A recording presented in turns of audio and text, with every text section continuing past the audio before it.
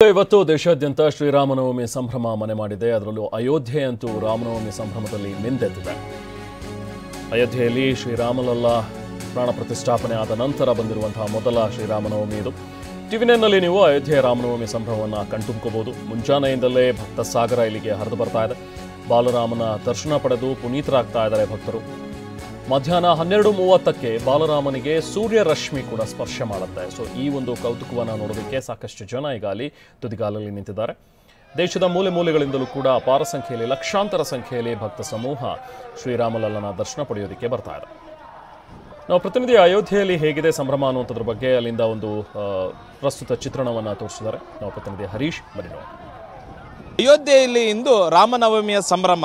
ಅಯೋಧ್ಯೆಯಲ್ಲಿ ರಾಮ ಮಂದಿರ ನಿರ್ಮಾಣ ಆದ ಬಳಿಕ ಮೊದಲ ಬಾರಿಗೆ ರಾಮನವಮಿ ನಡೀತಾ ಇದೆ. ಹೀಗಾಗಿ ಅಯೋಧ್ಯೆಗೆ ಲಕ್ಷಾಂತರ ಮಂದಿ ಬರ್ತಾ ಇದ್ದಾರೆ.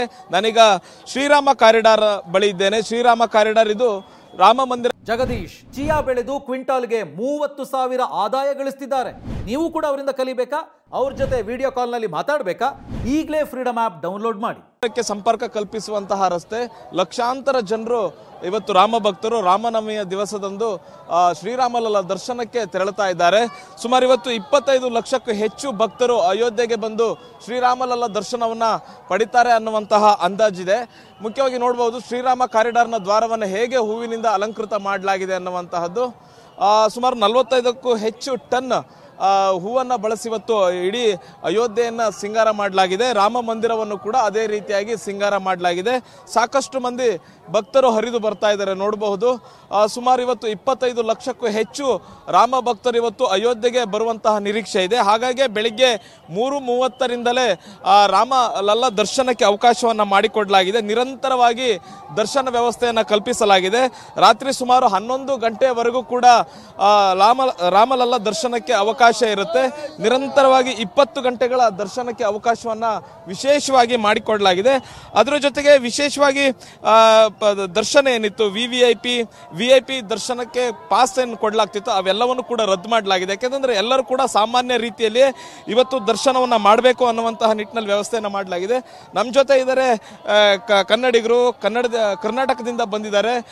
ಮುಖ್ಯವಾಗಿ ಶ್ರೀರಾಮಲಲ್ಲ ದರ್ಶನವನ್ನು ಕೂಡ ಪಡೆದಿದ್ದಾರೆ. ಅವರನ್ನ ಮಾತಾಡಿಸ್ತಾ ಹೋಗ್ತೀನಿ. ಸರ್, ಇವತ್ತು ರಾಮನವಮಿಯ ದಿವಸದಂದು ಅಯೋಧ್ಯೆಗೆ ಬಂದಿದ್ದೀರಿ. ಶ್ರೀರಾಮಲಲ್ಲ ದರ್ಶನ ಮಾಡಬೇಕು ಅನ್ನುವಂಥ ನಿಟ್ಟಿನಲ್ಲಿ ಬಂದಿದ್ದೀರಿ. ಹೇಗೆ ಅನ್ನಿಸ್ತು? ದರ್ಶನ ಮಾಡಿದ್ರೆ ಹೇಗೆ? ಸರ್ ನಮಸ್ಕಾರ. ಶ್ರೀ ಗುರುಭ್ಯೋ ನಮಃ. ನನ್ನ ಹೆಸರು ವಿಶ್ವನಾಥ್ ಅಂದ್ಬಿಟ್ಟು ನಾನು ಮದ್ದೂರಿಂದ ಬಂದಿರೋದು ಸರ್. ನಂದು ಮೇಯ್ನ್ ಬಂದಿರೋ ಕಾರಣ ಏನಂದರೆ, ನಾನು ಸೈಕಲಲ್ಲಿ ಬಂದಿದ್ದೀನಿ, ಬೈಸಿಕಲಲ್ಲಿ ಬಂದಿದ್ದೀನಿ. 1ನೇ ತಾರೀಕು ಹೊರಟಿದ್ದು ಕಾಶಿ ವಿಶ್ವನಾಥನ ದರ್ಶನ ಮಾಡಿಕೊಂಡು ನಾನು ಸೀದಾ ಇಲ್ಲಿಗೆ ರಾಮನವಮಿ ದಿವಸನೇ ನೋಡಬೇಕು ಅಂತ ಸಂಕಲ್ಪ ಮಾಡ್ಕೊಂಡು ಬಂದಿದ್ದೀನಿ. ಇನ್ನೊಂದು ಸಲ ಮತ್ತೊಮ್ಮೆ ಮೋದಿ ಬರಬೇಕು ಅಂತ ನಾನು ದೇವರ ಹತ್ರ, ರಾಮರ ಹತ್ರ ಕೇಳ್ಕೊಳ್ತಾ ಇದ್ದೀನಿ ಸರ್. ಕನ್ನಡಿಗರು ಹೇಳ್ತಾ ಇರುವಂತಹದ್ದು. ಕ್ಯಾಮ್ರಾ ಪರ್ಸನ್ ಅಜಯ್ ಜೊತೆಗೆ ಹರೀಶ್, ಟಿವಿ9 ಅಯೋಧ್ಯ.